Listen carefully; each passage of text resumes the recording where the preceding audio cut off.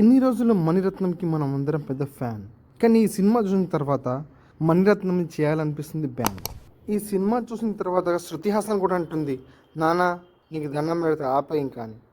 ఈ సినిమా తర్వాత నా చేతిలో పెడతారు పెద్ద అవార్డు అని అనుకున్నాడు శంభు, కానీ లాస్ట్కి పెట్టారు పెద్ద చంబు. రెహమాన్ భయ్య కూడా పెద్ద కొట్టలేదు, బాగా సూపర్గా కొడతాను అనుకున్నాను, కానీ లాస్ట్కు లాగుంది బీజిఎం. మూవీలో త్రిష, కమల్ హాసన్, శంభు ఇంత పెద్ద పెద్ద ఆర్టిస్టులు ఉన్నా సరే మూవీని ఏం చేయలేకపోయారు. అది ఆ మూవీ గొప్పతనం. సినిమాలో మొత్తం వాయిలెన్స్ ఉంది, రేపులు, మర్డర్లు అన్నీ.